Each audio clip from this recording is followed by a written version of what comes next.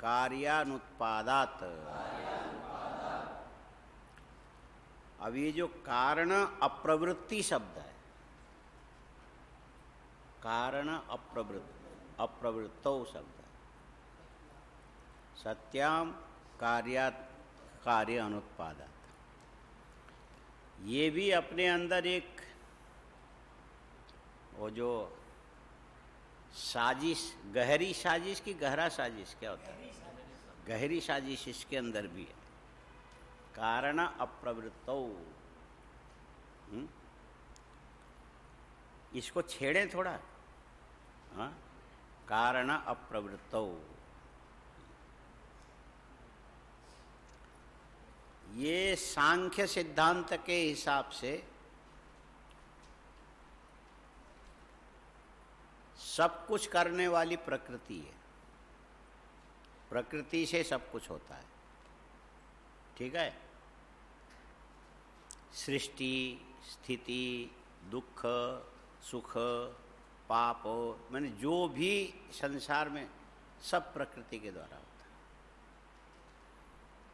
है। अच्छा, अब ये प्रकृति के कार्य में जो प्रवृत्ति है,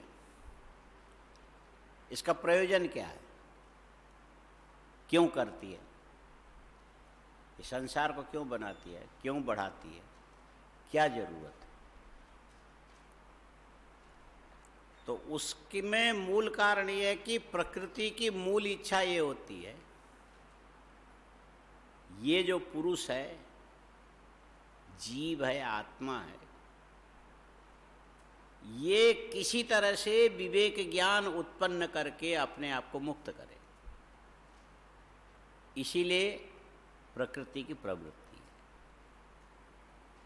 माने प्रकृति की सृष्टि आदि जो प्रक्रिया है, ये स्वयं के लिए नहीं है, पुरुष को मोक्ष प्राप्त करने के अवसर प्रदान करने के लिए ये प्रकृति की क्रियाकलाप है ना। वो होगा विवेक विज्ञान से ही होगा, न दृष्ट उपाय से होगा, न तो आनुश्रविक उपाय से होगा। प्रकृति पुरुष विवेक विज्ञान से ही वो मोक्ष की प्राप्ति होगी। जब तक मोक्ष की प्राप्ति नहीं होगी, तब तक प्रकृति की प्रवृत्ति सबके लिए समान चलेगा। मुक्त पुरुष में फिर प्रकृति की प्रवृत्ति नहीं होगी, वो उदास हो जाएगी, हाँ, वो उदास हो जाएगी, प्रकृति स्वयं में उदास हो जाएगी। इसको कैसे समझना चाहिए?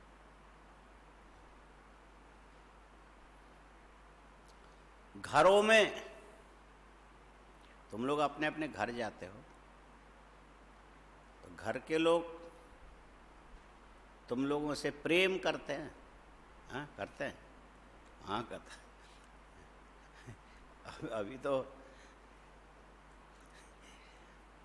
अभी तो कोई पिसा हुआ चीनी उसको मिली नहीं है, हाँ, पिसा चीनी तुमको नहीं मिली ना अभी, हाँ, फिर भी करते हैं। अच्छा, ये प्रेम की अवधि क्या है, कब तक प्रेम करेंगे, अवधि कब क्या है, हाँ, प्रेम की अवधि कब तक प्रेम।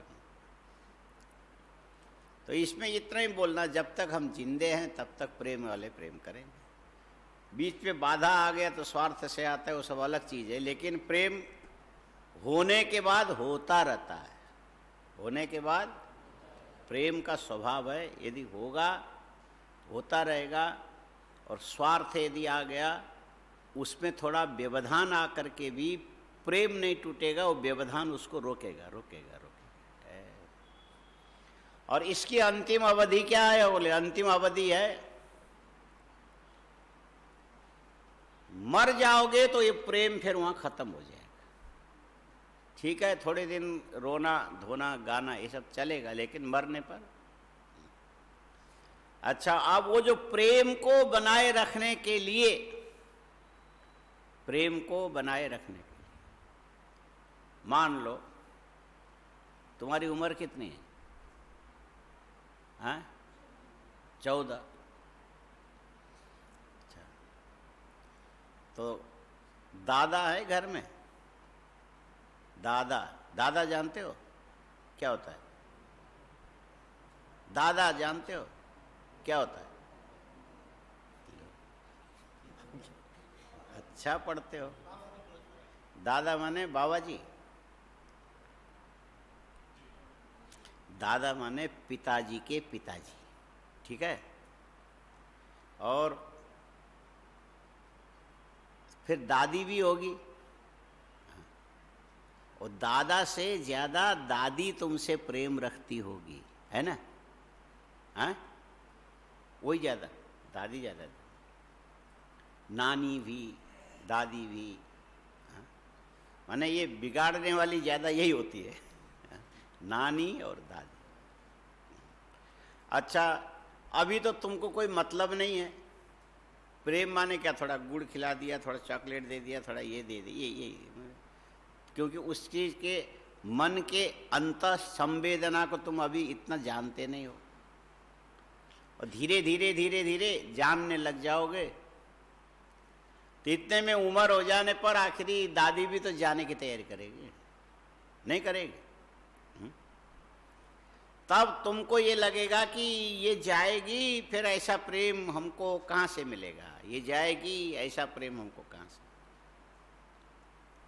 तुमको तो समझ में आ चुका होगा ना तब तक। फिर जाके बाजू में बैठो, हॉस्पिटल में है, बीमार है, वेंटिलेटर पर है, फिर उनके हाथ पकड़ के रोगे, दादी हमको छोड़ के मत जाओ, आप हमको छोड़ के मत जाना। एक खाली उदाहरण दे रहा हूं, अभी जाके तत्काल ये बोलना शुरू मत करना है, हाँ? एक उदाहरण दे रहा हूं। अब वो दादी बोलेगी, भैया गजब की बात कर रहे हो, तुम हमको छोड़ के मत जाना। तो क्या तुम ये चाहते हो कि मैं तुमको लेके जाऊं? ये अच्छा है क्या? हाँ? छोड़ के न जाने का क्या मतलब है? तुमको लेके जाए, वो तुमको अच्छा लगेगा? दादी शरीर छोड़ करके फिर ऊपर से आकाश से एक विकराल रूप लेके, नाखून फैला के, शूर्पणखा जैसी होके, हाँ मेरा पोता तुमने बोला था कि मुझे छोड़ के मत जाना, मैं तुमको भी लेने आई करके ले, तब कैसा लगेगा? हाँ? तब तुम जाना चाहोगे? हाँ? नहीं जाना चाहोगे। ये बड़ी विचित्र बात। हाँ? जाओ, जबकि ये होता है। हाँ? जब प्रेम माने, प्रेम को तो कोई समझता नहीं है ठीक से। मोह को प्रेम बोला जाता है, हाँ? कि तुम हमें छोड़ के नहीं जाना, कृपा करके, पता नहीं क्या क्या, जो ये मोह है, प्रेम नहीं है।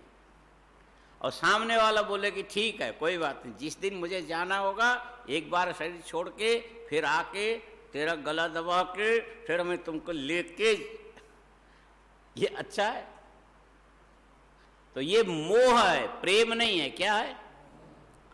और अब कदाचित दादी गई, प्रेम तुम्हारा बहुत, अब क्या ये कहोगे नहीं मैं तो अब नहीं रहूंगा, मैं तो दादी के पास जाऊंगा?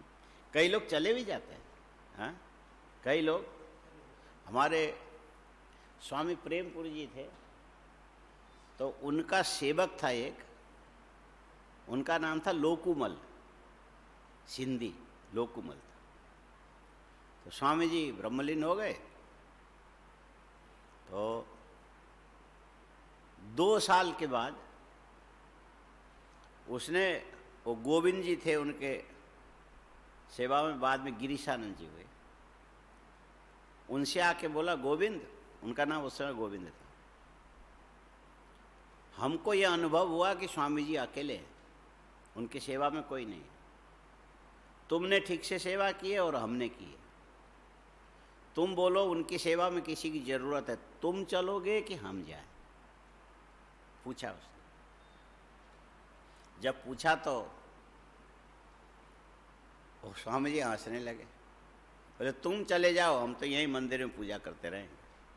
उसी ने लोकुमल ने मंदिर बना के उनको रखा था, लोकेत कुटीर वाला, वही लोकुमल। हाँ, लोकुमल और उसकी पत्नी का कुछ ऐसे, हाँ जो भी हो, वहाँ तक क्यों जाना। तो स्वामी जी ने सोचा ये मजाक कर रहा है, तुम नहीं जाओगे ना? बोले ठीक, चलो हम जाएंगे। तो ये मंदिर वंदिर सब संभालना, मैं जा रहा हूँ। तो उसने घर में जाकर के सारे बच्चे उसके दुबई में रहते थे, हाँ, सबके अलग अलग धंधे थे और कोई भी अपने पास नहीं था। सबको फ़ोन किया, उस समय तो फ़ोन भी वही होता था ना, तुम लोग आने वाले चौथे दिन के एकादशी के 12 बजे तक हमसे यदि मिलना हो तो आ जाओ, मैं तो जा रहा हूँ। सब हंसने लगे, उसका वर्चस्व था, सबसे प्रेम भी था। आखिर वो बोल रहे तो उनकी बात टालनी नहीं चाहिए। ये सब चीज़ें पहले सुनने में हंसी मजाक जैसा लगता है। तो सब आए, आप क्या बोल रहे हो, ऐसा क्यों बोलते हो? अब सभी लड़के आ गए, जो भी होगा होगा, मुझे तो स्वामी जी के पास जाना है, उनके पास अभी कोई नहीं है, तो आप नहीं जाओगे, वो मेरी मर्जी है, तुम रोक नहीं सकते हो। ठीक है, तुम आ गए तो अच्छा। और एकादशी हो गई, सुबह उठ के स्नान किया, स्नान करके भस्मी लगाई, रुद्राक्ष माला पहन लिया, और वो हमेशा ऐसे माला फेरने वाले लेकर के कुशासन बिछाई, उत्तर की ओर मुँह किया, जमीन में गोबर मिट्टी से लिपा और बैठ गए। सब लोग तुम लोग बैठो, और बोल करके, जो जैसे स्वामी जी जैसे कराते थे ना, ये नमः शिवाय करके उस समूह में ऐसे वो कराया करते थे। तो वो सब करे, शांति पाठ किया, सब करके 12 बजने में खाली 1 मिनट पहले वो हाथ पे घड़ी बंधी थी, बोले इसको उतार दो। घड़ी खोल दिया, बोले कोई रोना मत। तो ऐसा बैठ के अब भजन की जरूरत नहीं, ध्यान लगाया तो ओंकार का जप करते थे। ओम का ध्यान करते, ठीक 12 बजा, एक हिचकी आई है।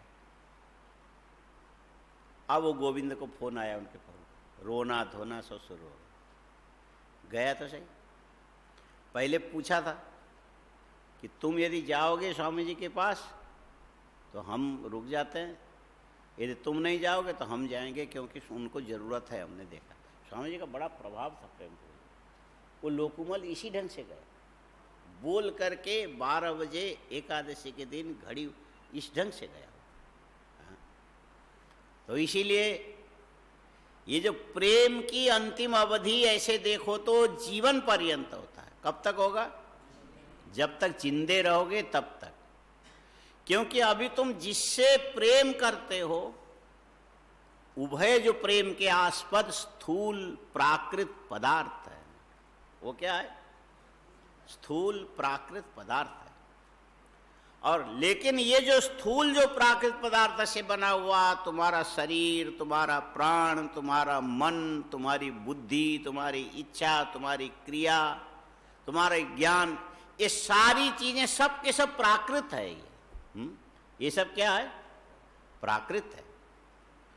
और प्राकृत माने प्रकृति से उत्पन्न, और उसमें पुरुष का तादात्म्य भाव है, पुरुष का तादात्म्य भाव। और इस तादात्म्य भाव के चलते ही सारी चीजें, करण उपकरण जितने भी ये सार्थक होकर के काम कर रही, चाहे प्रेम हो, चाहे दुश्मनी हो, चाहे झूठ हो, जो भी है प्रकाशित करने वाला पुरुष। पुरुष क्या करता है? प्रकाशित करता है। और तुम्हारी बुद्धि जड़ है, तुम्हारी जड़ है, माने तुम्हारी एक की नहीं बोलते, सबकी, संसार में जितने भी प्राणी है, प्राणी मात्र की जो बुद्धि है, बुद्धि प्रकृति अंश होने के कारण वो जड़ होती है। बुद्धि कैसी होगी? जड़ है। अच्छा, उस जड़ बुद्धि के अंदर चैतन्य का तादात्म्य भाव आने पर उसी जड़ बुद्धि में जड़ता दब करके उसके अंदर से चेतना ज्ञानशीलता प्रकट हो जाती है। ये फर्क। जड़ बुद्धि में चैतन्य का तादात्म्य भाव आने से उसकी चेतना इतनी प्रबल है कि बुद्धि की जड़ता को दबा करके फिर उसमें एक चेतना प्रकट हो जाती है। ये सत्व पुरुष अन्यथा ख्याति की यहीं पर जरूरत है। सत्व पुरुष अन्यथा ख्याति की यहीं पर जरूरत। सत्व माने बुद्धि, पुरुष माने चैतन्य चित्त, और ये दोनों दो आपस में मिल करके एक हो गए, भेद ज्ञान नहीं रह गया।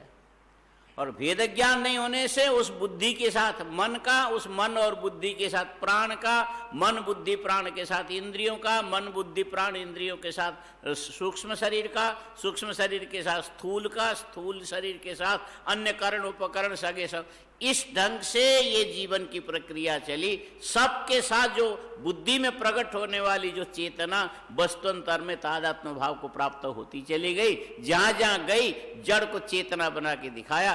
चेतना पुरुष की है, लेकिन प्रकृति के अंदर बुद्धि से व्यक्त होकर के प्रकट हुआ होने से सब मानते मैं चेतन हूं। अब वो जो प्रेम है, प्रेमास्पद पंचदशी में प्रेमास्पद बोलते हैं। इयमात्मा परानंद पर प्रेमास्पदम यतः, ऐसे श्लोक है। मान भूवम ही भूयासम इति प्रेमात्मनिक्षते। इसमें एक चीज विसंगत लगी, अयम आत्मा की इयम आत्मा, अयम आत्मा, लेकिन पंचदशी में इयम आत्मा। अब इसका व्याकरण के हिसाब से आप संगति लगाना। हाँ? नहीं, उसमें पहले संबित शब्द का प्रयोग किया ना, इसीलिए इयम आत्मा ऐसा किया। अच्छा, अब उस पे उन्होंने पहले पूरी भूमिका अच्छी तरह से बनाई। इयम संबित आत्मा, संबित आत्मा। ये कैसे किया? आत्मा और अनात्मा में तादात्म्य भाव हो सकता है, लेकिन कभी भी अनात्मा आत्मा नहीं होगा, कभी भी आत्मा अनात्मा नहीं होगा, कभी भी अनात्मा आत्मा नहीं होगा, कभी भी आत्मा अनात्मा नहीं होगा। इसीलिए इस बात को भगवान ने कहा नासत, नहीं, गीता में नासतो विद्यते भावो ना भावो विद्यते सतः उभयोरपि दृष्टोन्तस्तनयोस्त। विवेक में ये काम की चीज है। न असतो भावम विद्यते, और सत का कभी अभाव नहीं होता, सत का कभी अभाव नहीं होता, सत हमेशा सत रहेगा। और असत कभी भाव बन करके अपनी सत्ता को सिद्ध नहीं कर सकता। असत कभी अपनी सत्ता को सिद्ध नहीं कर सकता। इसी के अंदर प्रकृति पुरुष विवेक, आत्मा अनात्मा विवेक का रहस्य छिपा हुआ है। ना असतो विद्यते भावो ना भावो विद्यते सतः उभयोरपि दृष्टोन्त। अंत सिद्धांत जिसने देखा, उभयोरपि दृष्टोन्तस्तनयो। ये किसने देखा इस तत्व को? बोले तत्वदर्शियों ने देखा। तत्व दर्शन यही है, हा? जो सत है असत नहीं हो सकता, जो असत है कभी सत नहीं हो सकता। ठीक है। अच्छा, इसमें सत क्या है? बोले पुरुष सत है, पुरुष सत है। वैसे देखो तो अव्यक्त प्रकृति भी सत है, लेकिन उसकी सत्ता का ज्ञान किसी को होता नहीं है। अव्यक्त प्रकृति की सत्ता का ज्ञान साक्षात किसी को होता नहीं। वहां पर ये जो प्रमाण की प्रवृत्ति नहीं होती, इसीलिए ज्ञान नहीं होता है। अव्यक्त प्रकृति को जानने में कोई प्रमाण पहुंचता नहीं है, और हम खाली अनुमान से जानते हैं। हम कार्य के द्वारा अनुमेय वो प्रकृति है, लेकिन तुम साक्षात उसको देख नहीं सकते। और उसको भी सांख्य सिद्धांत के हिसाब से अव्यक्त प्रकृति को नित्य माना जाता है। लेकिन तुम्हारी दृष्टि का वो विषय नहीं। और उसके बाद जो प्रकृति विकृता या सप्त षोडशक अस्तु विकार, उसकी व्याख्या में सब स्पष्ट हो जाएगा।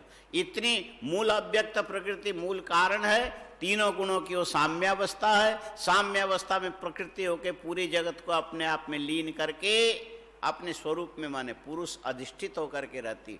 पुरुष काफी उससे बड़ा है, प्रकृति उससे छोटी है।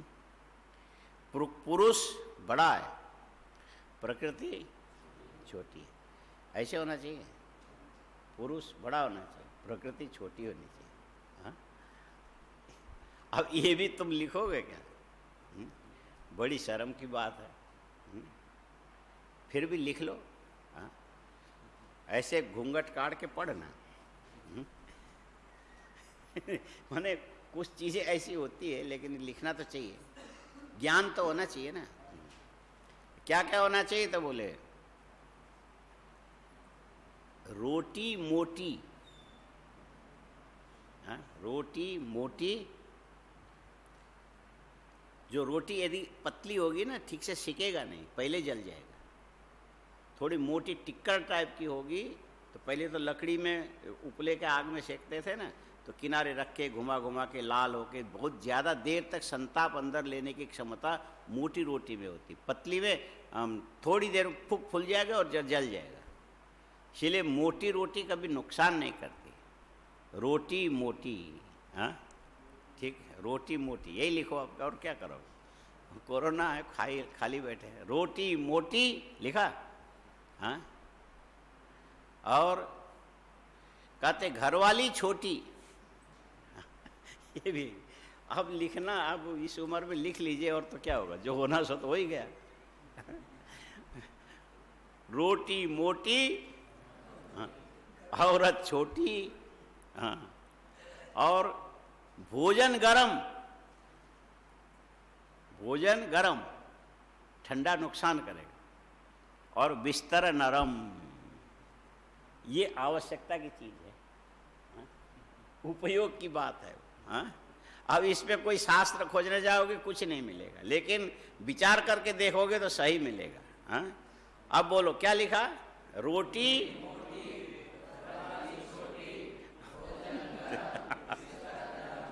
हाँ, ये होना चाहिए। अच्छा, अब वो जो परमात्मा है, पुरुष परमात्मा है, क्या है? और उसमें अव्यक्त प्रकृति एक कोने में छिप जाएगी। वो भी तो छोटी होगी, उसका अस्तित्व तो इतना बड़ा नहीं है। लेकिन हम विचार करेंगे तो यह अनंत अनंत जगत का प्रवाह गंगा के प्रवाह के समान उसके अंदर से निकलता है। और उस प्रकृति के महिमा को समझना यदि हो तो फिर सौंदर्य लहरी पढ़ना चाहिए। हाँ, सौंदर्य लहरी कभी देखा नहीं होगा, 100 श्लोक हैं, पढ़ने लगे। ये जगत उस प्रकृति के अंदर से, उस प्रकृति के कोटि के अंदर आते हैं नारायण वगैरह सारी। भगवान नारायण ये शुद्ध पुरुष नहीं है, ये प्रकृति तादात्म्यपन्न पुरुष है। भगवान शंकर रुद्र इत्यादि जो बोला ये शुद्ध पुरुष नहीं है, प्रकृति तादात्म्यपन्न पुरुष है। और शिव रुद्र पहले होगा भैरव, उसके बाद रुद्र, उसके बाद महारुद्र, उसके बाद अतिरुद्र, अतिरुद्र के बाद फिर आएगा शिव, उसके बाद सदाशिव, और सदाशिव के बाद अक्षर। ये क्रम है। माने अक्षर में जब जाएंगे उस समय वो कोई प्रकृति आश्रित नहीं है, विशुद्ध तत्व है। और उसके नीचे के सारे प्रकृति आश्रित। किसी की प्रकृति शुद्ध है, किसी की अशुद्ध है, किसी की बड़ी शक्ति वाली है, किसी की छोटी शक्ति वाली है। नारायण की जो प्रकृति माने शरीर इत्यादि सारी उनकी प्रकृति है। प्राण उनका, शेषनाग उनका प्राण है। शेषनाग क्या? उनका प्राण है। और इसीलिए जहाँ भी जाएंगे राम के साथ लक्ष्मण होंगे और कृष्ण के साथ बलराम, ऐसे इसी ढंग से चलता है। ये उनके प्राण है। प्राण से होता क्या है? ये जो प्रकृति पुरुष के संयोग के अंदर ये करण उपकरणों को जीवित रख के पोषण करने में प्राण काम करता है। ये प्राण का संबंध भी तभी तक है जब तक प्रकृति पुरुष सत्व पुरुष अन्यथा ख्याति नहीं होगी, तभी तक। यदि अन्यथा ख्याति हो जाएगी तो ये संबंध छूट जाएगा। छूटने का मतलब प्रकृति का विनाश नहीं होता है, सांख्य सिद्धांत के अनुसार प्रकृति का कभी विनाश नहीं होता है।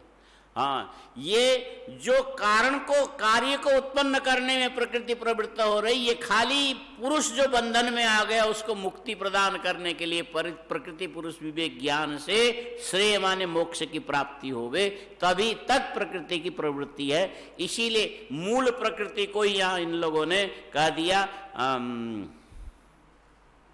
कारण प्रवृत्ति। मूल जो अव्यक्त प्रकृति के सृष्टि स्थिति लय इत्यादि जो प्रवृत्ति है, वो प्रवृत्ति तब तक बनी रहेगी। हर व्यक्ति के लिए अलग अलग है, हर व्यक्ति का संसार अलग अलग है। हर व्यक्ति का संसार अलग है। बोलो, ये भी लिख लो कागज में। हाँ, कुछ नहीं तो हाँ तो लिखना आ ही जाएगा। हाँ हाँ हाँ, कैसे लिख, हाँ हाँ लिखना तो आ जाएगा। हाँ, क्या लिखा? हर व्यक्ति का संसार अलग अलग होता है। लिखा, हर व्यक्ति का संसार अलग अलग होता है। हर व्यक्ति की बुद्धि अपनी अलग होगी, मन अपना अलग होगा, संकल्प अपना अलग होगा, और संस्कार अपने अलग होंगे, प्रवृत्ति अपनी अलग होगी, रुचि अपनी अलग होगी। ये तो डंडा मार के किसी तरह से तुमको यहाँ ला करके हमने बैठाया, तुम्हारी रुचि थोड़ी है यहाँ बैठने की। हाँ?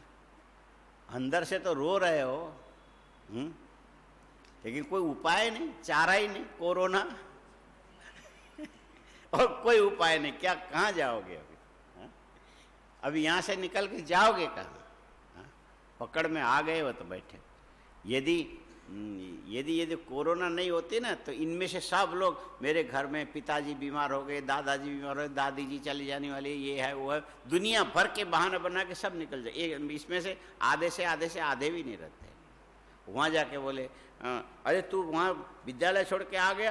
बोले क्या करूँ, वहाँ तो इतना जो घंटे पर बैठा के सुबह 4-5 बजे 5:30 ऐसा मार, इसलिए हाँ ठीक है। ये तो कोई ये यही है, सब कोरोना है, जितना भी हो रहा है सब कोरोना है, कोई दूसरा उपाय नहीं।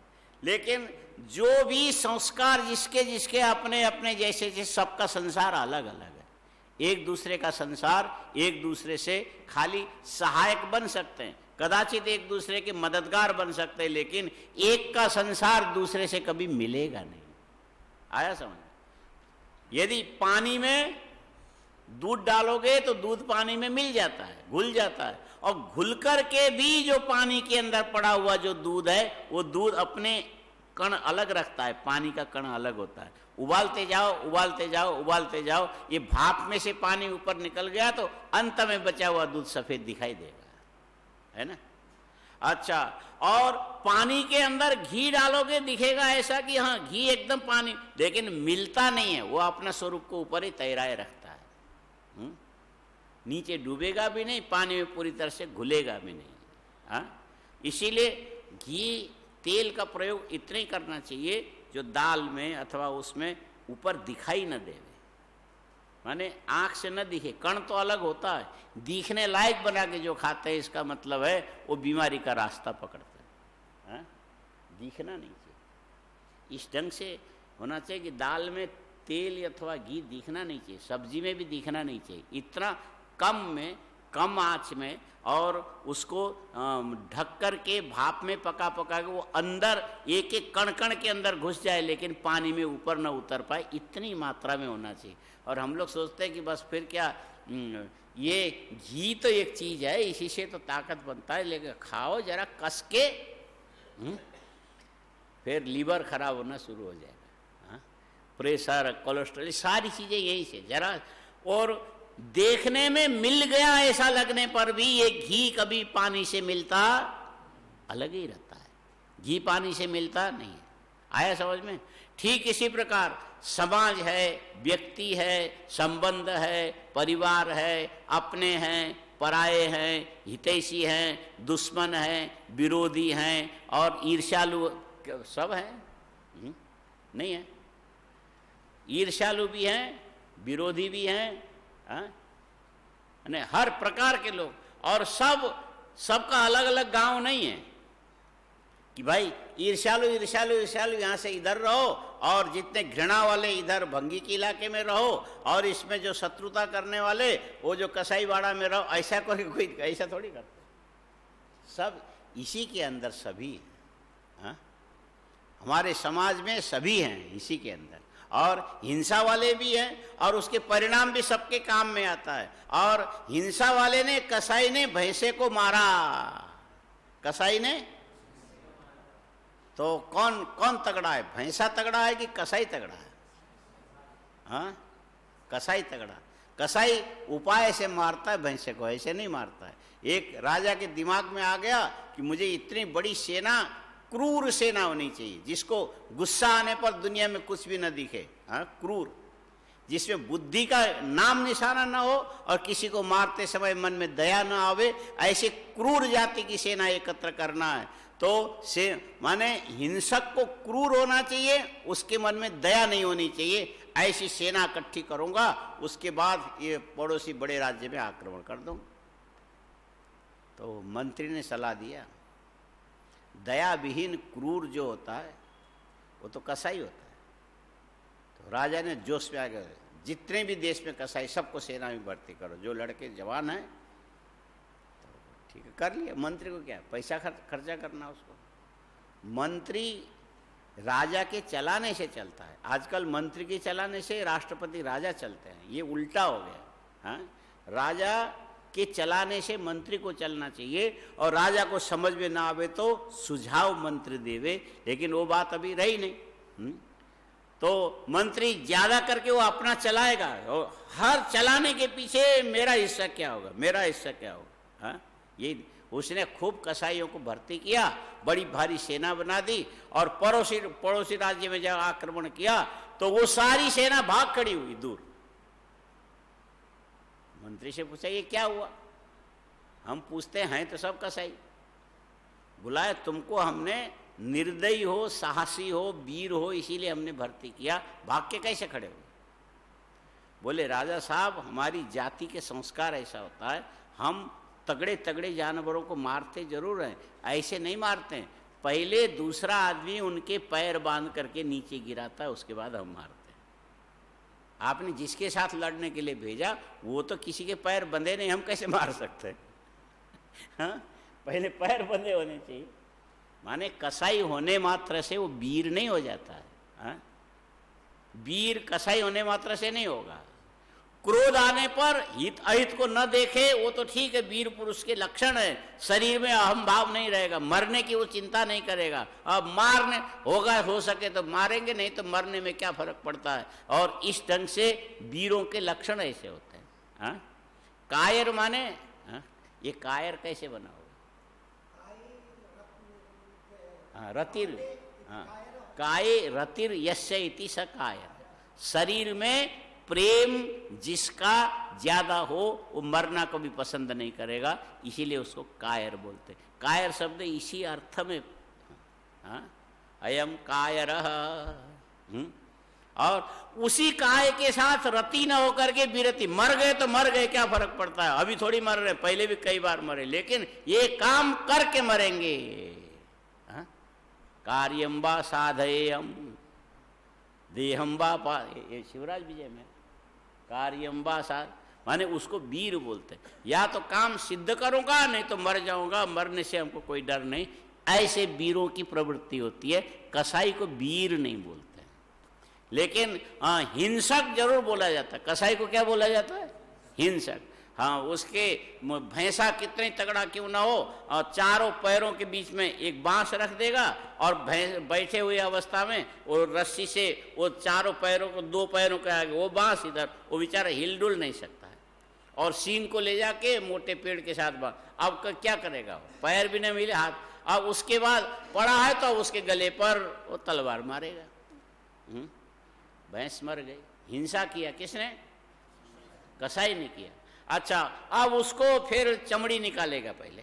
हाँ, चमड़ी निकाल के जो फिर आगे मांस बेचेगा, हड्डी अलग करेगा, उसको ले जाकर कहीं रखेगा, वो भी फिर चला जाता है। ये हड्डियां भी जो है ना, पता नहीं सही है कि गलत है। हमने तो ये सुना कि जो चीनी मिलों में जो चीनी जो बनता है ना, हड्डी के चूर्ण से ये चीनी को सफ़ेद करके यूं करते, अलग करते। यही है, कैल्शियम उसमें है, शुद्ध करते हैं। हाँ, ऐसे तो साधारण गुड़ बनाने वाले भिंडी और दही का काम में लेते हैं। उबलते हुए रस में दही थोड़ा थोड़ा छींटा मारते रहते, वो जो झाग बनता है उसको निकालते जाएंगे, उससे वो झाग के साथ साथ उसका मल निकलता है, तो वो थोड़ा लाल तक तो चला जाता है। सफ़ेद के लिए कुछ केमिकल और कुछ हड्डियों का भी मैंने सुना, हड्डियों का चूर्ण भी। इसीलिए गुड़ खाओ, इतना नुकसान नहीं करता जितना कि ये जो चीनी नुकसान करता। अच्छा, अब देखो, एक भैंसा मर गया, एक भैंसा मर गया, मरा नहीं, मार दिया गया। बोलो, भैंसा मरा नहीं, मार दिया गया। किसने मारा? कसाई ने मारा। कैसे मारा? हाथ उसके दो चारों पैर मोटे बांस के बल्ली में बांध करके, बांस को 4 जगह खूंटे से बांध के, और उसके बाद लिटा के, घुमे हुए सींग पर 4 रस्सा लगा के, उसमें पेड़ में लगा के, तब जाके। इसका अर्थ ये मत सोचना कि हाँ आपने ये काम किया क्या, इतनी विधिवत बता रहे हो। हाँ, ज्ञान तो हर चीज का होना चाहिए, तुम करो न करो बात अलग है। अच्छा बताओ, ये जो कसाई का काम प्रशंसनीय है कि निंदनीय है? हाँ, क्या है? दूसरे की हिंसा किया, लेकिन निंदनीय होने के बाद भी पैसा तो कमाता है। हाँ, ये 20,000 में भैंसा खरीद के लाएगा, और जब मार करके मांस बेचेगा तो उसमें से 70,000 की कमाई कर लेगा। 20 का 70 होना कमाई क्या? हाँ, 20 का 70 हो जाता। हाँ, अब वो पूछना कसाईयों से, बताएंगे नहीं जल्दी, नहीं तो वो कहेंगे तुम ब्राह्मण होके कसाई के सब हमारे भेद खुल, तो हम पूरा बता देंगे तो तुम तो यही काम करने लग जाओगे। तुम ब्राह्मण नहीं रहोगे। पर होता है ऐसे, उसमें फायदा है। अच्छा, अब उसमें चमड़ी बेचने वाले अलग जाते हैं भैंस के, और वो जो चमड़ी जा करके पहले उसको सुखाएंगे, सुखाने के बाद इतने उसका हिसाब है, इतने दिन सुखाओ, इतने दिन सोडे के पानी में उसको अंदर भिगा के रखो 2 महीना या 15 दिन, और उसके बाद फिर उसको धो, फिर कई प्रोसेस में जा करके जब जाके वो चमड़ी काम का, और वो फिर पलट करके चला जाता जूता बनाने वालों के उसमें। हाँ, जूता बनाने वालों के।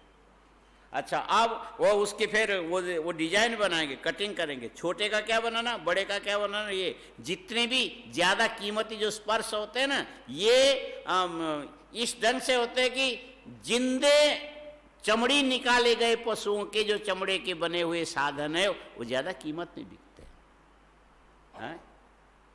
जानवर खड़े हैं और ऐसे सांचे के अंदर खड़ा कर दे, हिलडुल नहीं सकता, और जीते जी जीवित ही उसके ऊपर उबलता हुआ पानी ऊपर से छोड़ दिया, वो जो खून चमड़ी के अंदर उसी के अंदर मर जाए। और उसके बाद फिर मशीन एक आएगी, उसकी चमड़ी पूरी उधाड़ के लेके, फिर कितना बड़ा इंसान। और ऐसे जो चमड़ी का बना हुआ जो पर्स क्या बोलते हो, हाँ, क्रूम चमड़ा होता है, हाँ? सबसे नरम जिसको बोलते हैं। अच्छा, अब पैसे की कमाई तो खूब है। तो ये सारी चीजें सुनने में अच्छा लगता है कि बुरा लगता है, लेकिन जब प्रयोग करोगे तो अच्छा। ये सांप को इसी ढंग से जीते जी सांप की चमड़ी निकाल करके उसको सुखा के प्रोसेस में ले जाके उससे ये जो फैशनेबल वो बनाते हैं, हाँ? ये जो क्या बोलते हैं इसको, अरे थोड़ा सा झोला लेके नहीं चलते लोग, काम के लिए नहीं झोला लेते। वो किसका कितना कीमती, सांप का, खरगोश का, किसके बाल का, माने ये सब इस ढंग से जीते जी निकाला जाता। ये सब काम अच्छे हैं कि बुरे हैं? अच्छा, ये बुरे काम करने वाले अलग बस्ती में रहते हैं कि तुम्हारे साथ मिले जुले रहते हैं? मिले जुले। और उनके काम का जो फायदा है वो कहीं ना कहीं तुम भी उपयोग में लेते हो कि नहीं लेते हो? हाँ, ये मनुष्य के जीवन की शैली है, हा? ये जीवन की यही शैली है। भैंस चर रही हरियाणा में, तालाब में देखो, ये हिसार हांसी इत्यादि में जाओ, वहाँ भैंस से बहुत पैसा कमाते हो लोग। तुम लोग ये संस्कृत पढ़ के कुछ नहीं कर पाओगे जितना वो लोग भैंस से पैसा कमाते हैं। एक ने एक भैंसा ऐसा तैयार किया जिसका 14-15 करोड़ कीमत लगाया गया, एक भैंसे का। कितना? हाँ, वो बेंगलोर में गया, इधर से हरियाणा से, 15 करोड़ में भी नहीं दे रहा। हाँ, 15 करोड़ में नहीं दे रहा। अभी हम अहमदाबाद जाके आए, एक गौशाला के अंदर एक सांड देखा। ओ पर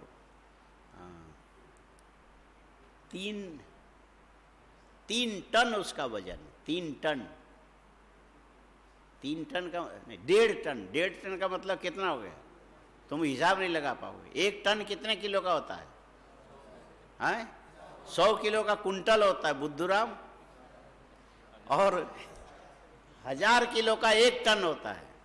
हाँ, और 3 टन का मतलब 3000 किलो का एक बैल, सांड, 2.5 साल उम्र का। और दिखाए, ये देखो स्वामी जी है। हमने कहा तुम्हारे पास गाय कितने हैं? हमारे पास 3000 गाय। और इनकी व्यवस्था कैसे करते? व्यवस्था की क्या बात करते हो? हमारा सेठ, क्या गोपाल ऐसे कुछ नाम है, पूरे फैक्ट्री बंद करके उसने गौशाला खोली, उसी में से व्यवस्था होती। मैंने कहा खर्चा तो बहुत लगता होगा जैसे तुम खिलाते हो। अरे खर्चा तो लगता है, लेकिन आप देखो ये जो सांड है 13 करोड़ रुपया दे करके, वो जो क्या कौन सा यूरोप में एक देश है, नहीं, ग्रीनलैंड का, जहाँ गाय का बहुत ज़्यादा काम होता है, न्यूजीलैंड के पास में। ऐसा कुछ जगह है जिसमें ये हॉलिस्टन इत्यादि गाय के नस्ल को सुधारते वो लोग। ले गए सब यहीं से, ब्राज़ील नहीं, इधर यूरोप में। हाँ हाँ, न्यूजीलैंड में यहाँ से गिर की जो, ये अपने गिर है ना, गिर माने गुजरात में, जूनागढ़ में गिरनार है। गिरनार की जो लाल रंग की गाय, लंबे जो वो वाली और ऐसे सींग वाली, उसको वो लोग वहाँ ले गए। कहाँ पर? न्यूजीलैंड ले गए, और वहाँ ले जा करके नस्ल सुधारने में, एक गाय के नस्ल को दूध वाला ठीक बनाने में कम से कम 6 पीढ़ी तक जाना पड़ता है। उसका बच्चा होगा, उसका ध्यान रख के, उसका बच्चा, उसका बस पूरे इतिहास मेंटेन करके, और इस ढंग से करते तो फिर जो एकदम सही ढंग से बन गया, वो आगे 8 पीढ़ी तक यदि तुम ध्यान नहीं भी रखोगे तो भी उसके बच्चे उतने दूध वाले बनेंगे। वहाँ से डेनमार्क, वहाँ से लौट करके यहाँ पर जब आई, उस गाय का नाम पड़ गया रेड डेन। रेड ये गिर की गाय। हम लोग तो खाली देसी गाय करके, मैंने ये जो देसी गाय, इन्होंने एक बार मीटिंग किया, मीटिंग करके कहने लगे विदेश में जो गाय रहती उनमें और हम में, दोनों में कौन भाग्यशाली? तो बोले वही भाग्यशाली। बोले क्यों? वो तो जब तक जिएंगे शान से जिएंगे, और जब उनको नहीं जीना होगा तो मार देंगे। और यहाँ हम तो हिंदुओं के चंगुल में है, न ठीक से जीने देते न हमको मरने देते हैं। हाँ? सड़क में प्लास्टिक खाने के लिए मजबूर है। जब तक दूध दिया तब तक घर में रखा, बाकी छोड़ दिया, घूम रहे, कौन उसको पूछता है? और न जीने भी ठीक से नहीं। और वहाँ तो ऐसा कि जब तक जिए पूरा तौल के, माने एक गाय को एक दिन में इतने किलो तो वो होना चाहिए, इतने ग्राम कैल्शियम होना चाहिए, इतने तो उसमें वो जो घी तेल का माने जो स्निग्ध पदार्थ होना चाहिए, इतना उसको घास होना चाहिए, इतने उसमें सूखा घास, इतने, पूरा माप तौल से आएगा। और उसके न दांत टूटेंगे न कुछ बनेंगे। इस ढंग से उसका मेंटेन करते, जब तक जिएगी राजा के समान जिएगी। और वही गाय यहाँ आकर के जब दूध देने लगती तो फिर हम लोग का एक जत्था खड़ा हो जाता है, बोले ये विदेशी गाय है, पता नहीं कौन सी नस्ल है, देसी गाय। अरे देसी गाय का तुम भी तो कुछ करो, तो देसी गाय के लिए यहाँ भी दूध बढ़ाया जा सकता है। लेकिन हम तो हिंदू है ना, हमारे पास तो शास्त्र है। पुस्तकें हैं, और उसको यदि पढ़ नहीं सके तो भी बात करने के लिए मुंह है, वाणी है, बैठ के घंटों बातें करते रहेंगे, लड़ते रहेंगे, आंखों से लड़ेंगे, हाथ से लड़ेंगे, पाँव से लड़ेंगे, बात से लड़ेंगे। माने हमारा काम ही यही है। हाँ? हम लड़ने के अलावा हम कुछ नहीं जानते। हाँ? किसी को अच्छा होते देखे तो आंख से देख के जल के लड़ेंगे, लेकिन वो लोग काम कर जाते हैं। हाँ? ठीक है, हिंसा किसी की नहीं करनी चाहिए, ये अपनी जगह सही है, लेकिन हिंसा की जगह तुम्हारे अंदर बुद्धि है, बल है, पौरुष है, कुछ ऐसा करो, सुधार का काम भी करो। एक बैल यदि 13 करोड़ का उसका कीमत हो सकता है, 2.5 साल के बैल का, हमने कहा इसको तैयार करने में तुम्हारा कितना लगाओ? कुछ नहीं स्वामी जी, 3 लाख से ज़्यादा नहीं लगता। 2.5 साल के बैल को तैयार करने में 3 लाख से अधिक नहीं लगता। 13 करोड़ इसकी कीमत आकी जाती। हमारे गौशाला में जितने भी बछड़े निकलते हैं, हम पहले गांव में रिकॉर्ड बना करके रखते। तुम्हारे गांव में इस जाति के 250 गाय होंगे तो एक बैल हम मुफ्त में दे देंगे, एक बछड़ा मुफ्त में देंगे। लेकिन जो गांव से ऐसा नोट कराते कि हमको चाहिए, आज नोट कराएंगे तो 4 साल के बाद मिलेगा, इतने पहले से बुक है। बिल्कुल बोले बछड़े मुफ्त में देते। गाय तो फिर हमारे यहाँ से लाखों में जाती है। इसके दूध की अलग तो उन्होंने श्रेणी बना के रखी है। ये कपिला है, ये स्वर्ण कपिला है, ये कृष्ण कपिला है, ये श्याम कपिला, मैंने कितने सारे नाम उन्होंने। और बोले कि बाकी गाय के जो दूध होगा वो आपके 30-40 रुपये लीटर कहीं भी मिलेगा। वहाँ पर आप कल्पना नहीं कर पाओगे। हम तो खा तो नहीं सके, लेकिन वो घी लाए थे, उन्हें 7,000 रुपये किलो का घी, 7,000 रुपये किलो का बेचना नहीं पड़ता, वहीं आकर लोग ले जाते हैं, क्योंकि उस गाय के दूध के अंदर के गुण धर्म ही ऐसे हैं। तो ये यहीं पर तैयार हो गया, करने से यहाँ हो सकता है। पूरा धंधा पानी छोड़ करके उसको कमाई नहीं है, ऐसा नहीं है। और हम जो सोचे, हम जो ठहरे हिंदू, कोई ब्राह्मण है, कोई क्षत्रिय है, कोई बनिया है, और सब अपने अपने शान में मस्त है। ब्राह्मण हम गोबर क्यों उठाएंगे? हम तो वेद पढ़ने वाले, यज्ञोपवीत वाले, भूखे मर जाएंगे, लेकिन ऐसा गौशाला का काम हम नहीं कराएंगे। हाँ? हम ब्राह्मण जो ठहरे, हाँ? और पुस्तक लेके इस गली में धक्के खाओगे, उस गली में धक्के खाओगे, लेकिन गौ सेवा करके तुम्हें उससे भी ज़्यादा मिल सकता है, लेकिन वो नहीं करोगे। इसमें हमारी बेइज्जती है। सबके जीने का अलग अलग, खाली हम निंदा के लिए नहीं बोल रहे हैं, ये हमारे जो है ना जीवन की पद्धति वस्तु मूलक न हो करके आलोचना मूलक हो गया। हा? हम बन गए आलोचना वाले। हा? आलू और चना एक दूसरे के काट में लगे रहते, किसी को देख के हमको सहन नहीं होता। बस आंख से ही अंदर चिंगारी निकल के बिना पेट्रोल भरे यहाँ पर आग जलती रहती। ऐसा बढ़िया इंजन भगवान ने फिट किया, एक दिन भी पेट्रोल भरना नहीं पड़ता, लेकिन आग लगातार लगी हुई है। हाँ? क्या गजब है।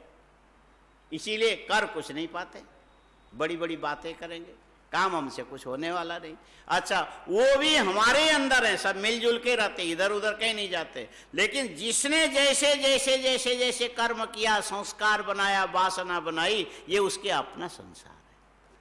लेकिन मिलजुल के रहेगा, उसके संस्कार से वो प्रभावित हो सकता है, लेकिन इसका फल वो नहीं भोगेगा, उसका फल ये नहीं भोगेगा। सबका अलग अलग संसार है, सबके अलग अलग। और एक पूरे ब्रह्मांड के बराबर तुम्हारे अंदर के वासनाजन्य संस्कार का फैलाव पूरी दुनिया में है। और इसमें जकड़ा हुआ जो जीवात्मा है, उसको देख करके प्रकृति को ऐसा लगता है कि इसको मुक्त करना चाहिए। ये मुक्त कैसे होगा? जब इस संसार के थपेड़े में बार बार बार बार बार बार मार खाएगा, कर्म करेगा, स्वर्ग जाएगा, ये माने कितनी बार जूते खाएगा, इसके बाद कभी न कभी भगवान की कृपा से इसके मन में आवे।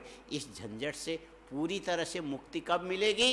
बोले सत्व पुरुषान्यता ख्यातिरेव विवेक विज्ञानम। सत्व पुरुष अन्यथा ख्याति। सत्व माने बुद्धि, पुरुष माने चैतन्य। ये बुद्धि में जाके एक ही भूत हो गए। एक ही भूत होने के कारण ये जो चैतन्य अलग तत्व है, बुद्धि जड़ तत्व है, ये ज्ञान हमको नहीं, हम सबको मिला करके हम हैं ऐसा मानते हैं। ये हमारा अज्ञान है, ये हमारा अविवेक है। हर एक का अलग अलग है। और प्रकृति की करुणा ये है कि वो चाहती कि ये जीव यदि सत्व और पुरुष के अन्यथा ख्याति रूप ज्ञान इनके अंदर उत्पन्न हो जाए तो ये मुक्त होने पर वो प्रकृति तुम्हें आगे प्रभावित नहीं करती, छोड़ देती है। जैसे मरने पर मुर्दे के पैर में तेल लगाने नहीं बैठोगे हाँ? जिस दादी से तुम बोलते थे दादी तुम मुझे छोड़ के मत जाना, और आखिर एक दिन जाएगी, अब थोड़ी देर बैठोगे रोगे, मेरी दादी चली गई अब मैं क्या करूँ, खिलाती थी। अरे खिलाती थी, अब खिलाने वाला नहीं रहा इसीलिए तो रो रहे हो। लेकिन दादी अब चली गई, उसको कौन पूछता होगा, इसका किसी को ख्याल नहीं, अपने लिए रोते हैं सब। बोले जीते जी भी कहोगे दादी तुम जाना, मुझे छोड़ के मत जाना, तो कहेगी मैं तुमको लेके जाऊंगी। हाँ, लेके जाए तो अच्छा लगेगा। हाँ, ये मोह है, ये इसको क्या बोलते हैं? तुम शरीर और आत्मा और सूक्ष्म शरीर, लोकांतरगामी आत्मा और यहाँ जो दिखाई पड़ता है इसका भेद नहीं कर पा रहे हो, इसके चलते ऐसे संगति विसंगति युक्त तो दुनिया भर की बातें करते हो। ये अज्ञान चर्चा है, इसको क्या बोलना चाहिए? अज्ञान अविवेक चर्चा है ये। हाँ? इसको अविवेक चर्चा पर करोगे और क्या करोगे? ज्ञान तो कोई इतना सस्ता तो है नहीं कि मिले। हाँ? एक बैल का कीमत 2.5 साल के बैल का कीमत 13 करोड़ हो सकता है, और हम उस बैल के लायक भी नहीं हुए, हमको हम 13 कौड़ी के भी नहीं हैं। हमारी हालत ऐसी है कि भैया 13 कौड़ी हम दे देंगे, तुम अपने घर में हमको रख लो, नहीं रखेगा कोई।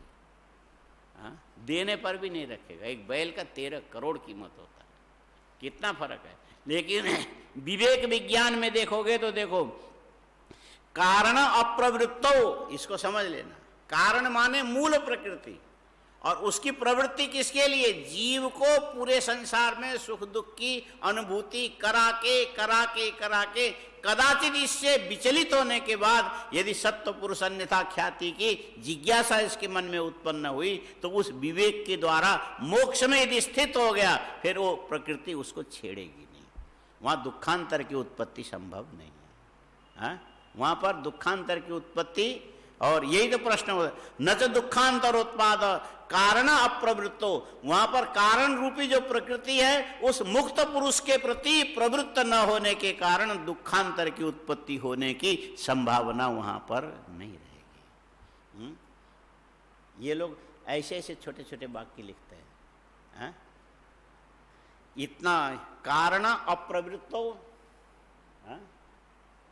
कार्य अनुत्पादात, जब प्रकृति प्रवृत्त नहीं होगी तो वहाँ दुखांतर की उत्पत्ति होगी नहीं, इसीलिए मोक्ष नित्य है। मोक्ष नित्य है।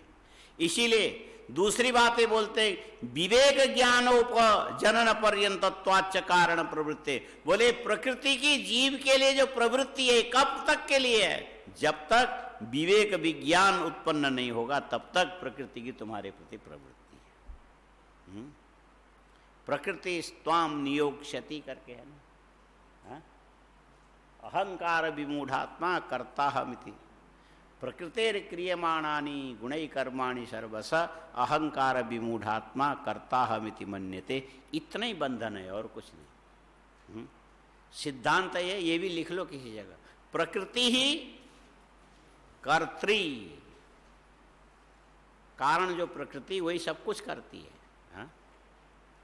पुरुषस्तु पुष्कर पलाशवन निर्लेप, लिखो प्रकृति ही कर्त्री, पूरे जगत के चींटी से लेकर के ब्रह्मा पर्यंत जितने भी चराचर जगत है सबके, चाहे इंद्रिय हो, चाहे प्राण हो, चाहे मन हो, चाहे शरीर हो, चाहे जाति हो, चाहे व्यक्ति हो, चाहे संस्कार हो, कुसंस्कार हो, सब कुछ जो करने कराने वाली है प्रकृति है। तुमको कसाई भी प्रकृति बनाती है, पंडित भी प्रकृति बनाती है, पंडित के घर में पैदा होकर के बुद्धू भी प्रकृति बनाती है।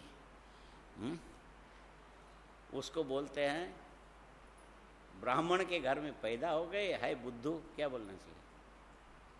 ब्राह्मण के घर में पैदा हो गए है बुद्धू, उसको क्या बोलते हैं? हाँ? उसको ब्रह्म बंधु बोलते हैं। ब्राह्मणोचित ज्ञान विज्ञान का संकलन तो किया नहीं, खाली ब्राह्मण जाति में उत्पन्न होकर के ये जन्म इसने ऐसे बर्बाद कर दिया। काम का नहीं है, पर है ब्राह्मण के कुल खानदान में उत्पन्न, खाली ब्रह्म बंधुत्व न ब्राह्मण है, बाकी तो कुछ है ही नहीं, बाकी तो जीरो है, उसको ब्रह्म बंधु बोलते। क्षत्रिय के घर में उत्पन्न हुआ, क्षत्रियोचित जो धर्म होना चाहिए उसका तो पालन किया नहीं, खाली जाति में उत्पन्न हो गए। अरे हम ठाकुर हैं, कहाँ समझत है, हम ठाकुर हैं। कभी किसी नाई के पास बैठो, तुम्हारा जो बाल बनाने लगे उस समय उससे बात पूछ लो, पूरे संसार की बात बता देगा।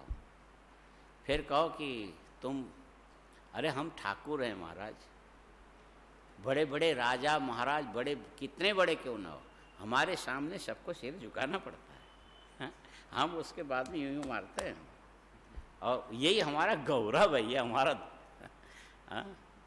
माने अहंकार विमूढ़ात्मा। कोई भी ऐसा नहीं जो जहां पर है उसमें बहुत अपने आप को 30 मार खा नहीं समझता हो, हर ऐसे। लेकिन तुम खुद अपने आप को 30 मार खा समझोगे तो क्या फायदा। 30 मार खा का मतलब समझ आया। बैठे बैठे किसी निकम्मे ने एक मक्खी मारी, नंबर 1, दूसरी मारी 30 मक्खी मार के, मैंने 30 मार खा मैं हूं, मुझे क्या समझा तुमने। मारा उसने मक्खी को ही मारा। 30 मक्खी को मारने से 30 मार खा होकर के बाकी शब्द छिपा लिया। ये 30 मार खा की यही कहानी है, कोई ढंग का काम तो नहीं किया उसने। लेकिन चाहे कैसा भी हीन कर्म वाला क्यों ना हो, उसमें अहंकार सबके अंदर एक जैसी होने के कारण हर व्यक्ति अपने हीन कार्य में भी अहंकार से मस्त होके चलेगा। मेरा जैसा कौन है दुनिया। तुम जितने गर्व से सड़क पे नहीं चलते हो, उससे ज्यादा गर्व से तो एक कुत्ता चलता है। नैया एका को कुरा कब नहीं बताया था। वो जब देखना एक पाँव आगे, एक पाँव नीचे, पीछे का एक आगे एक पीछे, ऐसा होके पूंछ को ऊपर खड़ा करके फिर किसी पर नाराज हो हम, उस समय उसकी अक्कड़ देखो कैसी होती है। वो कोई साधारण है। और उसको यदि थोड़ा सा तुम्हारे पास शक्ति हो, हाथ में जल लेकर के सिर पर छिड़क दो ऐसा मंत्र बोल के, तुम्हारी भाषा में बोलने लगेगा। कुत्ता तुम्हारी भाषा में, तो उसके बाद भी अकड़ता रहेगा। बोले क्यों भाई, तू कुत्ता और हम आदमी, दोनों में से कौन है, तुमसे हम अच्छे हैं। बोले क्यों, तुम तो 2 महीने से कोरोना का रोना रो रहे हो, बाहर नहीं निकल सकते हो, हमको कोई रोक नहीं सकता है। कोई रोक ले वे? सड़क में घूमने वाले कुत्तों को कोई रोक रहा है? राजा की तरफ घूम रहा है। हाँ, बोले या सोवे राजा के पूत, या सोवे जोगी अवधूत, या सोवे सड़क का पूत। ये भी लिखना है क्या? या सोवे राजा का पूत, राजकुमार। सब साधन है, खा के सोता रहेगा, उसका क्या काम है। और या सोवे जोगी अवधूत, अलक निरंजन, और या सोवे गली का कूद। वो बड़े दिन भर सोएगा, रात भर चिल्लाएगा। यहाँ तो रात को चौकीदार को उठा के कहना पड़ता है कि भाई घंटी बजा, उसको तो बोलना ही नहीं पड़ता है। और वहाँ से विद्यालय से यहाँ आने में विचार करना पड़ता है, अलग अलग आओ, दूर दूर आओ, क्या सोशल डिस्टेंस क्या क्या शब्द बना के रखा। तो तुम तो जरा से कोरोना से पूरी दुनिया हिली पड़ी है, लेकिन कुत्ते नहीं हिले हैं। पिंजड़े में पड़े रहेंगे तो ऐसा भूकेंगे। यानी मतलब क्या है, ये जो अहंकार है ना, हर व्यक्ति के अंदर का बल बन करके पूरी संसार को चलाता है। कोई भी हीनता की अनुभूति नहीं करता, सबका भरण पोषण करने वाले प्रकृति का पोता है अहंकार। प्रकृति का पोता है, पोता भी नहीं, दोहिता है। प्रकृति की दोहिता अहंकार है, नहीं दोहिता। प्रकृति की बेटी बुद्धि है, बुद्धि का बेटा होने से प्रकृति का पोता अहंकार है। ऐसा बलवान है कि किसी में अहंकार नहीं, ऐसा नहीं बोल सकते हो। तुम चाहे कितनी शास्त्र अध्ययन करते करते करते करते करते बुद्धि का परिष्कार करके बिल्कुल शुद्ध कृतप्रज्ञ, अध्ययन के अंतिम सीमा है व्यक्ति कृतप्रज्ञ बन जाता है। कृतप्रज्ञ स्थित नहीं, स्थितप्रज्ञ योगी है, कृतप्रज्ञ विद्वान है। जिसने अपने बुद्धि के अंदर के अज्ञान के दोष को पूरी तरह से समाप्त कर दिया वो कृतप्रज्ञ है। और जिसने अपने चित्त की चंचलता को समाप्त करके अपने स्वरूप में स्थित हो गया वो स्थितप्रज्ञ है। वो अलग है, कृतप्रज्ञ अलग है। कृतप्रज्ञ विद्वान और स्थितप्रज्ञ योगी ब्रह्मनिष्ठ है। तब गीता तो हम लोग तकिया के नीचे रखते हैं और किसी को बुखार आ जाए तो गीता का पुस्तक सिर पर घुमा के फिर ऐसा कर देते हैं, शायद ठीक हो जाए। वो पढ़ो तो पता लगेगा। स्थितप्रज्ञस्य का भाषा, हाँ नहीं, दूसरे अध्याय, स्थितप्रज्ञस्य का भाषा, हाँ कि 55 से, यही गीता तो होगी, देख लेना। स्थितप्रज्ञ लक्षण है, 52 से या 55 श्लोक से शुरू होता है। स्थितप्रज्ञस्य का भाषा समाधिस्थस्य केशव स्थितधि किम प्रभासेत किमासीत ब्रजेत किम। ये 54 है ना, और शुरू हो जाता है प्रजहाति, यहाँ से प्रजहाति यदा कामान सर्वान पार्थ मनोगतान। 55 है ना, तो ठीक है, तो बोला 55 श्लोक से शुरू होता है। ये अध्याय की परिसमाप्ति तक चला जाता है। और ये कितना 72 श्लोक का अध्याय है, हाँ?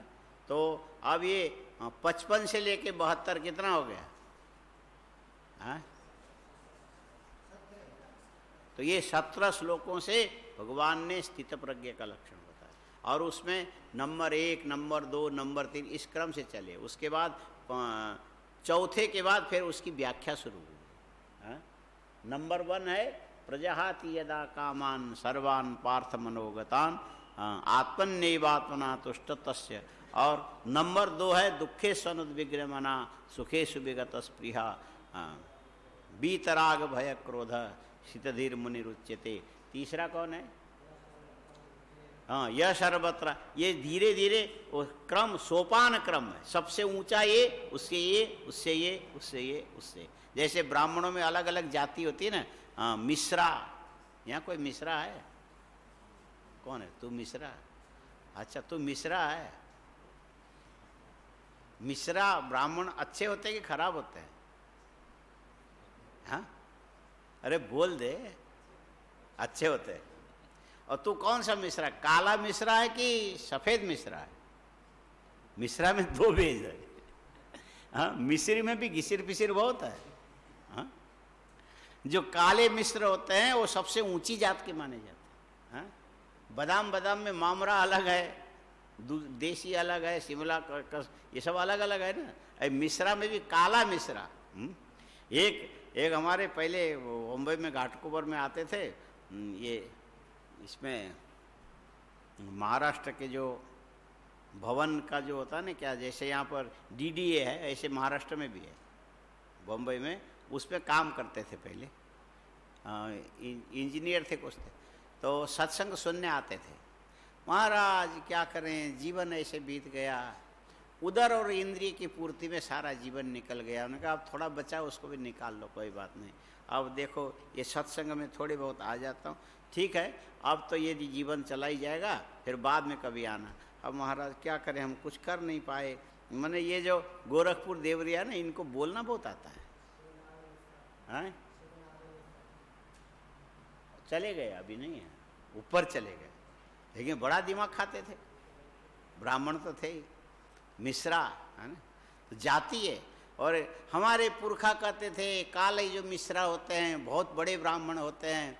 हमने कहा मिश्रा जी एक बात बताओ, ये मिश्रा जो शब्द है इसकी व्युत्पत्ति पूर्वक अर्थ बताओ। हम नहीं जानते स्वामी जी। हमने तो खाली नौकरी की है, इंजीनियरिंग पास किया है, ये जो इसका सिविल इंजीनियर, तो ये यही काम करते रहे हम। फिर आपको कैसे पता कि मिश्रा सबसे बड़े होते? हम दादाजी से, पिताजी से सबसे सुना मिश्रा सबसे बड़े ब्राह्मण होते। हमने कहा व्युत्पत्ति हमसे सुनोगे, मिश्रा माने मिलाया गया है। मिश्रा माने वो एकदम, वो तो ऐसा करने लगे। मिश्रा माने आप जो है ना ब्राह्मण के साथ कोई दूसरी चीज किसी समय कहीं पर मिक्स हो गया डीएनए में। 3 दिन तो बेचारे आए नहीं। फिर हमने बुलाया, आओ सर, ये तो मैं मजाक कर रहा था, क्यों इतने में दुखी हो? अरे जातीय अभिनिवेश होता है महाराज जी, मैं तो बड़ा 2 दिन तो सोया नहीं। क्या हम वर्ण शंकर प्रजा? और थोड़े बहुत गीता भी पढ़ के रखा था। बोले शंकरो नरकायैव कुलग्नानाम कुलस्य च पतन्ति पितरो, हमारे तो माता पिता सब नरक में चले गए, हम तो वर्ण शंकर संतान तो हुए, तो नरक में गए। तो क्या आपके माता पिता इतने कमजोर नहीं है? नरक में भी उन्होंने हाउसिंग सोसाइटी में अच्छा बना के रखा है। नरक में भी उनका फ्लैट है, 25-30 करोड़ का फ्लैट है। आप चिंता मत करो, आपके दादा परदादा सब सुखी है। बोले क्या बोले ये मजाक है ये। मिश्र शब्द माने श्रेष्ठ अर्थ में मिश्र शब्द का प्रयोग करते हैं। वाचस्पति, ये मिश्र उनकी जाति नहीं है, ये क्या है? ये उनको उपाधि मिली हुई है। अमुक मिश्रा, ये जो आदर के अर्थ में मिश्रा शब्द का प्रयोग होता है। बोले ये ऐसा है? बोले इसी में से हम होंगे। बिल्कुल आप उसी में से हो। तुम कालिक हो कि चूना हो, तो आदमी कहेगा हम चूना है। कालिक से हम चूने अच्छे हैं। कालिक से क्या होना अच्छा है? बोलो, कालिक होना अच्छा है कि चूना होना अच्छा है? और जबकि चूने की भी बदनामी है दुनिया में, चूना लगा गया। चूना लगा गया और कालिक पोत दिया। सबके अच्छे पक्ष भी हैं, बुरे पक्ष भी हैं। कहीं चोट लग जाए, चूना और हल्दी मिला दो और एकदम लाल हो जाएगा, और जहां चोट लगी लगा दो, खून भी उड़ जाएगा, घाव भी वो पूरा सुखा के निकलेगा। चूना भी ठीक है, कालिक भी ठीक है, लेकिन हर चीज के अंदर चाहे तुम कितनी हीनतर क्यों न बन जाओ, लेकिन अहंकार जाके अंदर से बल देता है। बोले हम जहां हैं वहीं ठीक है। कुत्ता कहता है हम ठीक है, तुम ब्राह्मण से, तुम तो जरा से कोरोना से मर जाओगे। ब्राह्मण कहेगा हम ठीक है, हम तो 1 घंटे बैठ करके रुद्र जी का भड़बुड़ बुड़बुड़ करके मार देंगे, उसमें से 200-300 रुपये लेके निकल जाएंगे, इतना कौन कर सकता है। और उधर दूसरा बोलेगा अरे तुम ब्राह्मण क्या कर पाओगे, 5 किलो का एक पुस्तक उठाना होगा तो एक आदमी और तुमको चाहिए, तुमसे इतना ही नहीं बनेगा। हम देखो टोकरी भर करके एक बार में 70 किलो पत्थर उठा के ले जाएगा, वहां पटक दे। माने जो जहां बैठा वहीं पर गर्भ में उन्मत्त है। ये सबके भरण पोषण इस ढंग से प्रकृति करती है, किसी को निराश नहीं करती। प्रकृति किसी को निराश नहीं करती, सब अपने आप में मस्त है। और यथार्थ क्या है ये तो बाद में देखा जाएगा। यथार्थ क्या है, लेकिन तुम्हें आत्मसंतुष्टि के लिए जहां हो वहीं पर्याप्त हो, जहां हो वहीं पर्याप्त हो, कम नहीं हो, काफी हो। ठीक है, इसीलिए ये प्रकृति इस ढंग से अपनी प्रवृत्ति के द्वारा सारे जीवों का भरण करती, उसके किए गए कर्म, संस्कार, वासना, उसका फल, ये निर्माण करने वाली सारी प्रकृति है, प्रकाशित करने वाला पुरुष है। और बुद्धि में जाके दोनों एक हो जाते हैं। ये पुरुष प्रकृति की अन्यथा ख्याति, सत्य पुरुषयो अन्यथा ख्याति, माने अलग अलग रूप से यदि तुमने जान लिया तो यही तुम्हारे मुक्ति के उपयुक्त ज्ञान हो गया। और दोनों को मिला करके जानते हो तो फिर यही रोना और कोरोना। किसको नहीं रोना भाई, कौन और कोरोना, सबको ही रोना। फिर ये पूरा संसार प्रकृति की प्रवृत्ति कब तक के लिए है, जब तक तुम मुक्त नहीं हो जाओगे। मुक्त होने पर उस व्यक्ति के लिए प्रकृति की प्रवृत्ति रुक जाएगी, उसकी प्रवृत्ति रुकेगी तो वहां पर दूसरी बार दुख की उत्पत्ति की संभावना नहीं है। अब इस पंक्ति को पढ़ो तो अच्छी तरह से। न च दुखांतरोत्पादः कारण अप्रवृत्तो कार्य अनुत्पादात। यहाँ कारण शब्द से मूल प्रकृति है, उसकी प्रवृत्ति न होने पर दुख रूपी कार्य की उत्पत्ति भी उस व्यक्ति के लिए नहीं होगी। और ये प्रकृति की प्रवृत्ति कब तक है? जब तक विवेक ज्ञान उपजनन पर्यंतत्वाच्च कारण प्रवृत्ति है। प्रकृति की प्रवृत्ति जब तक तुम्हारे मन में विवेक विज्ञान उत्पन्न नहीं होगा, बुद्धि में विवेक विज्ञान उत्पन्न नहीं होगा, तभी तक प्रकृति संसार में प्राणियों को बांधे रखती है। यदि विवेक विज्ञान उत्पन्न हो गया तो उसको वहां से फिर प्रकृति उदास हो जाएगी। विवेक विज्ञान होने पर प्रकृति उदास हो जाएगी। उदास माने उतने व्यक्ति से, सबसे नहीं, उतने से जिसके अंदर ये जो सत्य पुरुष अन्यथा ख्याति ज्ञान हो गया, उतने से प्रकृति अपने दृष्टि को हटा लेगी। अब ये हमारे काम का नहीं। हाँ, आया समझ में? अभी क्या समझोगे? धीरे धीरे समझने के लिए इतनी उम्र होनी चाहिए, हाँ, तब समझ में आएगा। आपको बताएंगे तो आपको फट से समझ में आ जाएगा। हाँ, बताऊं? हाँ मतलब है, आपका विवाह कितने साल की उम्र में हुआ? कम उम्र में हुआ होगा। 69 साल की उम्र में कि सन 69?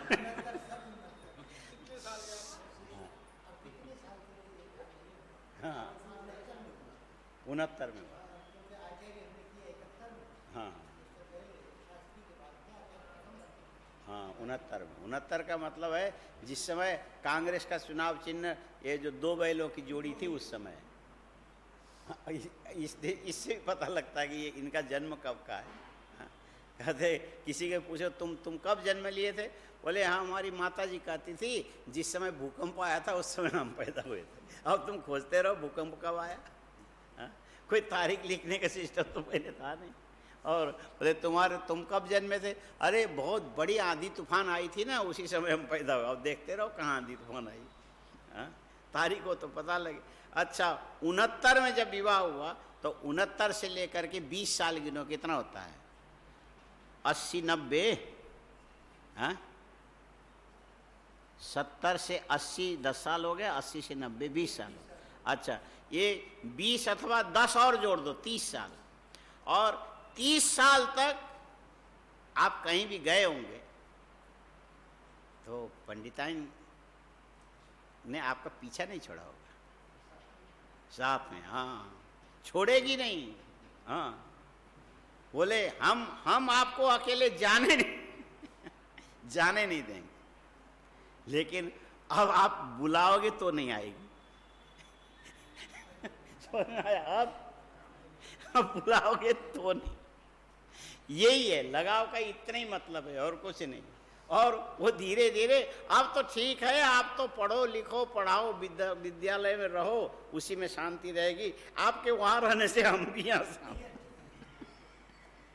आप भी अपने परमार्थ देख लो, हम भी अपने बच्चों में बड़े आनंद से हैं। जब आप आते हो तो यहाँ पर खलल पैदा हो जाता है। इसीलिए आप तो ज्यादा करके अब काशी में रहा करो।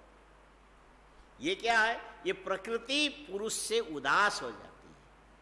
प्रयोजन की समाप्ति हो जाने पर प्रकृति पुरुष से उदास हो जाती। यही औदासीन्य विवेक ख्याति प्राप्त जो व्यक्ति है उसमें से प्रकृति की प्रवृत्ति उदास होने से वो फिर आगे दुख उत्पन्न, दोबारा दुख उत्पाद की संभावना नहीं रहेगी। यह हंसता है, चबा रहा है इस विषय में। अभी उम्र है, चबा ले। जब सींग लगेगा ना बेटा तब मालूम पड़ेगा। दूर से देखो तो बैल अच्छा दिखता है, जब पकड़ने जाओ तो मालूम पड़ेगा। हाँ, ले उनका तरफ बच रहे हैं। इसीलिए शास्त्रकारों ने कहा दूरस्था पर्वता रम्या, दूर से देखोगे तो पहाड़ बड़े अच्छे लगते हैं, अंदर जाओगे तो मालूम पड़ेगा कैसा होता है।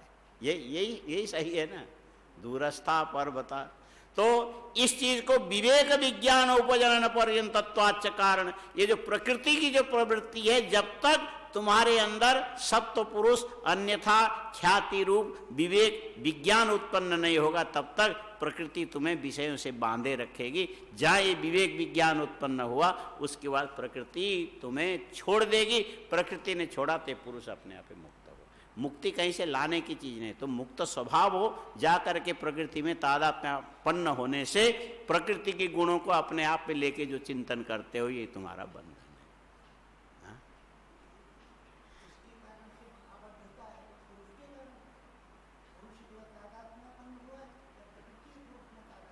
दोनों ही हुए, लेकिन प्रकृति पुरुष में तादात्म्यपन्न तब तक रहेगी जब तक पुरुष में अन्यथा ख्याति ज्ञान न हो। अन्यथा ख्याति ज्ञान होने पर, अन्यथा ख्याति माने प्रसिद्धि, मैं किसी भी हालत में प्रकृति नहीं हो सकता, वो जड़ है, मैं चेतन हूँ, मैं प्रकाशक हूँ, वो प्रकाश्य है, इसीलिए उसके अंदर की कोई विकृति मुझे कभी स्पर्श नहीं कर सकती। ये विवेक विज्ञान, ये हृदय के अंदर सम्यक ख्याति, यही तो है, इसी से सांख्य बना है। प्रकृति छोड़ देगी, विवेक छोड़ देगी। जड़ होकर के भी पूरी जड़ नहीं है ना, वो संसर्ग से उसमें चेतना आ जाती है। बुद्धि में पुरुष का तादात्म्य भाव होने से वो बुद्धि पुरुष से भी ताकतवर हो जाती है। हाँ?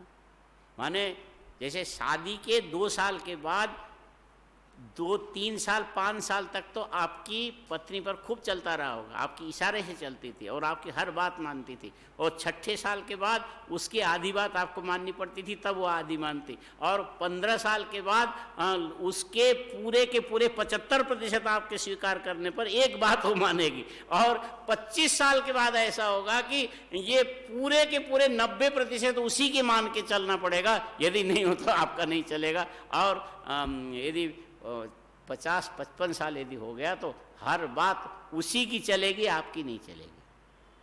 हाँ, उसी की चलेगी। और एक बात ऐसा है कि फिर आगे वो आपको चलाने की कोशिश ही नहीं करे, बुढ़ा हो गया, इसका दिमाग खराब हो गया, अब तो कुछ समझता नहीं है, ये कुछ बोलने से फायदा नहीं। अरे बच्चों, उससे ज्यादा उलझो मत, उसको जाने दो। हाँ, हाँ, कभी नहीं समझेगी। हाँ, वो मर जाने पर भी सिर के बाल को यूं करके मरेगी, मैं अभी ठीक हूं। हाँ? भले दांत सड़ जाए लेकिन ऐसा दिखा के मरेगी। अरे इसी दांत की चमक से पूरी दुनिया फिदा होती थी, हमको देखो चिता में भी ऐसे लड़ते। हाँ? ये आदमी की कमजोरी है जो अपने आप को बुढ़ा मानता, वो नहीं मानेगा, ऐसा होता है। पर वो तो मूल प्रकृति की बात है। जो अव्यक्त प्रकृति है उसकी तो शक्ति पुरुष को छोड़ नहीं सकती कभी। पुरुष माने आत्मा को छोड़ के उसका प्रकाशन सामर्थ्य समाप्त हो जाता है, लेकिन उसमें से उदासीन होने का मतलब है कार्य दुख उत्पाद में जो प्रवृत्ति होनी चाहिए प्रकृति की, विवेकी पुरुष के प्रति दुख उत्पादन नहीं करेगी। वो जो संबंध शिथिल हो जाएगा, होकर के भी शिथिल हो जाएगा। विवेक विज्ञान होने पर संबंध होकर के भी नहीं के बराबर शैथिल्य आ जाएगा। और इसकी प्रवृत्ति तभी तक है, विवेक विज्ञान उपजनन पर्यंतत्वाच्च कारण प्रवृत्ति। कारण प्रवृत्ति माने प्रकृति की प्रवृत्ति। ये एक एक वाक्य जो है ना कंठस्थ, हजारों बार बोल करके कंठस्थ करने लायक है ये। एतच्च उपरिष्टाद उपा, इसको और भी हम स्पष्ट करेंगे। कहाँ पर उपरिष्टाद का मतलब, ये 66वें श्लोक में जाकर के हम इसको विशेष करके बताएंगे।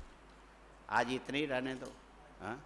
लेकिन ये सारी चीजें लिखो, कई बार पढ़ो, फिर लिखो, फिर पढ़ो, फिर लिखो, ये काम की चीज है।